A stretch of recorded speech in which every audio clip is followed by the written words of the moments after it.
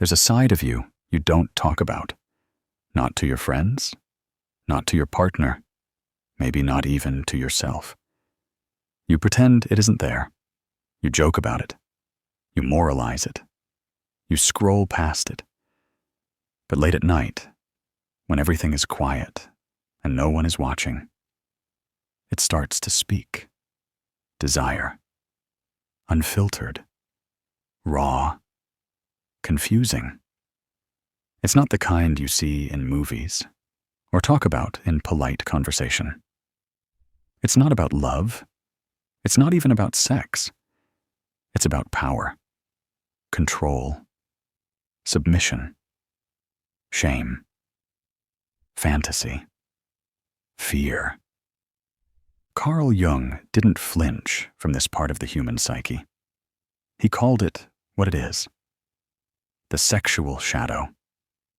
He didn't say it was evil. He didn't say it should be destroyed. He said something far more uncomfortable. It should be integrated. Because if you don't confront your sexual shadow, it will confront you in ways you can't predict. Through obsession, addiction, sabotaged relationships, emotional numbness, sudden bursts of shame, and patterns that keep repeating, no matter how much you try to change. The sexual shadow is not just about repressed lust. It's about every part of your sexuality you were told was wrong, dirty, dangerous, or unworthy of love. It's the desire you denied, the experience you buried, the fantasy you judged, the vulnerability you never allowed yourself to feel. It lives underground in your psyche. And just like any part of the shadow, it doesn't die just because you ignore it. It waits. It grows. And eventually, it shows up in ways that confuse and frighten you. Maybe you lash out at the people who make you feel desire. Maybe you keep chasing meaningless encounters because intimacy terrifies you. Maybe you crave being dominated or want to dominate, and you hate yourself for it.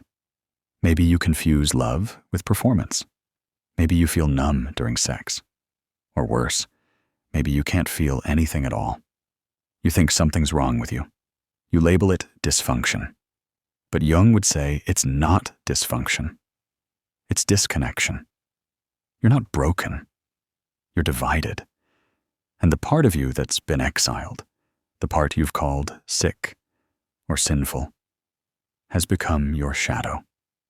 It's not just hiding. It's trying to return. The sexual shadow is where your deepest wounds meet your deepest instincts, where repression becomes distortion, where shame becomes obsession, where your unloved self becomes dangerous. Jung warned that what you do not make conscious will come back as fate, and nothing returns more powerfully than repressed sexual energy. Because it's not just energy. It's identity. It's longing. It's the most honest part of your humanity trying to reach the surface. And yet, most people don't talk about it. Not in therapy. Not in spirituality. Not even in their private thoughts. They keep it locked up because it doesn't fit the image they're trying to maintain. The good man, the pure woman, the enlightened person, the emotionally healed, mentally evolved, morally untouchable version of themselves. But behind the mask, the shadow burns, and the more you try to suppress it, the more control it gains. You'll see it in your fantasies, ones you didn't choose but can't forget, in dreams that leave you shaking, in relationships where you play roles you don't understand, in sudden guilt that appears when you try to feel good, in the quiet panic that happens when someone sees too much of you. Because the sexual shadow is not always loud. Sometimes it's silence. A silence so deep it becomes detachment. A disconnection so subtle it feels normal. You call it low libido. You call it just stress. You call it maturity. But in truth, it's grief. Grief for the parts of you that were never allowed to be real. Desire that never had language. Attraction that never had a home. Power that was always considered too much. Jung didn't say the shadow is to be obeyed. He said it is to be known, to be seen, to be invited in, to be dialogued with. Because once you begin that conversation, something changes. You stop fearing yourself. You stop apologizing for being human. And you begin the terrifying and beautiful process of becoming whole. This isn't about indulging every impulse. It's about understanding where the impulse comes from, what it's trying to say, what part of you it's trying to awaken. Because beneath the sexual shadow is something sacred, your unmet need for wholeness, not just physical wholeness, emotional, energetic, soul-level integration. Your sexual shadow is not proof that you're sick. It's proof that you're fragmented. And wholeness, and finally, reclaim the pieces of you that were buried. Carl Jung said, "One does not become enlightened by imagining figures of light, but by making the darkness conscious." This is where it begins. Not with fantasy, not with denial, but with a single, honest question. What part of your desire have you buried? And what has it cost you to keep it hidden? That's the first crack in the shell. The truth is, your sexual shadow isn't your enemy. It's the part of you that wants to come home. There's a reason you were taught to hide it. Not just by your parents, not just by religion, not just by culture, but by the very structure of your psyche. Carl Jung believed that the human mind doesn't develop as one unified thing. It splits. It fragments. It builds walls to survive. When you're young, anything that feels unsafe, unaccepted, or socially dangerous gets pushed underground. This isn't a flaw. It's a defense mechanism. The ego protects what it believes will help you function in the world, and it buries everything else. This buried part becomes the shadow. And when it comes to sexuality, this fragmentation is often violent and early. Because desire isn't just about sex. It's about instinct, expression, vulnerability, control. It's the first time a child feels something powerful that cannot be named. And if that energy is met with shame, punishment, or silence, it gets cut off. The child learns. This part of me is not safe. This part of me is bad. This part of me must be hidden. And what gets hidden becomes distorted. It doesn't disappear. It mutates. Jung warned that anything buried in the unconscious will eventually surface, but not in its original form. It comes back as fear, as compulsion, as projection, because the unconscious doesn't obey the rules of logic. It speaks in symbols. It speaks through attraction, revulsion, fantasy, and discomfort. It will project your unowned sexual energy onto others. You'll become obsessed with people who embody the very parts of yourself you've disowned. You'll judge them.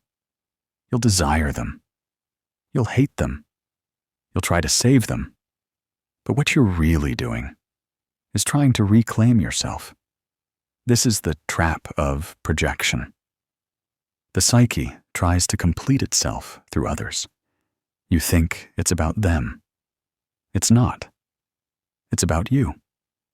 the woman you can't stop thinking about, the man you feel drawn to and resent, the people you secretly envy or quietly shame. They are mirrors. Jung said, "Everything that irritates us about others can lead us to an understanding of ourselves." This includes, and especially includes, sexual reactions. If someone makes you uncomfortable, ask yourself, what are they expressing that I've suppressed? Is it freedom? Is it dominance? Is it softness? Is it raw need? Is it pleasure without guilt? Whatever it is, it's yours too. It's just living in your shadow. And as long as it stays buried, you will never be free. Because repression doesn't lead to virtue. It leads to fragmentation. You become half alive. You smile politely, say all the right things, perform emotional intelligence, but beneath the surface, something is suffocating. The more refined you become on the outside, the more chaos builds within, because your body remembers what your mind denies. It aches in silence. It sends signals. It triggers you when you least expect it. Desire doesn't disappear just because you've trained yourself to ignore it. It becomes shadow-bound, and the deeper it hides, the more extreme it gets. That's why so many people live double lives. One is clean, curated, and rational. The other is chaotic, compulsive, and full of contradictions they can't explain. This isn't hypocrisy. It's a symptom of disconnection. And the more disconnected you are from your shadow, the more power it holds over you. Jung said, "The shadow is a tight passage, a narrow door, whose painful constriction no one is spared who goes down to the deep well." But on the other side of that door is wholeness, because your shadow, especially your sexual shadow, is not just where your wounds live. It's where your energy lives, your vitality, your aliveness, your capacity to connect, to create, to experience joy that isn't filtered through shame. This is the hidden truth. Most people are not tired because of physical exhaustion. They're tired because they're constantly suppressing themselves. The effort it takes to look appropriate, feel appropriate, want appropriately, it drains the soul. Jung saw this in his patients. He said that what we call neurosis is often just the result of someone avoiding legitimate suffering. People suffer anyway, but instead of moving through it, they get stuck in shame loops. So what's the way out? Not indulgence, not control, not sterilization, but awareness. To sit with the parts of you that make you uncomfortable. To ask, where did I learn to fear this part of myself? Who told me it was wrong? And what would happen if I allowed myself to feel it, not act on it, not suppress it, just feel it? That's how integration begins. Not by moralizing the shadow, not by worshiping it either, but by entering into relationship with it, because until you do, your sexual energy will stay fragmented. It will leak out in ways you can't manage. It will create confusion, guilt, sabotage, and silence. But once you begin to name it, understand it, and bring it into consciousness, it transforms. It becomes power, not domination, but agency, not performance, but presence, not emptiness, but embodiment. You no longer chase things to feel whole. You no longer suppress things to feel safe. You stand in your full being, raw, honest, integrated. Jung said that wholeness is not perfection. Wholeness is the union of opposites. And nowhere is that union more necessary than in how you experience your own desire. You are not wrong for wanting. You are not broken for feeling. But you are at risk if you keep dividing yourself between who you are and who you think you should be. The shadow will not remain silent forever. And if you don't open the door, it will break through the wall. Let it speak now, while it can still be heard gently, before it comes back louder, before it returns as fate. You think you're in control. You think you're choosing who you're attracted to, who you fall in love with, who you push away, who you chase. But beneath every decision is a map you didn't draw, a blueprint made of silence, shame, childhood, culture, trauma, absence. This is what Carl Jung warned us about. He said, "What we fail to make conscious becomes fate." And nowhere does that warning echo louder than in your sexuality. Because you can build a beautiful life on the surface. You can have a career, a partner, a schedule, a smile. But if your sexual shadow is still buried, your life will slowly become unrecognizable to you. You'll wake up next to someone you don't feel. You'll touch without presence. You'll stay in relationships that numb you and destroy the ones that make you feel too much. You'll confuse emotional safety with boredom. You'll run from depth because it reminds you of pain. You'll crave what wounds you and reject what heals you. And you won't understand why. But Jung would. He knew what happens when a person refuses to meet their own shadow. They don't just become detached. They become divided. And a divided self creates divided relationships. You'll be physically present, but emotionally absent. Sexually active, but psychologically shut down. You'll smile during intimacy while something inside you disappears. And slowly, your partner will feel it. They won't know what's missing, but they'll feel it. They'll think it's about them.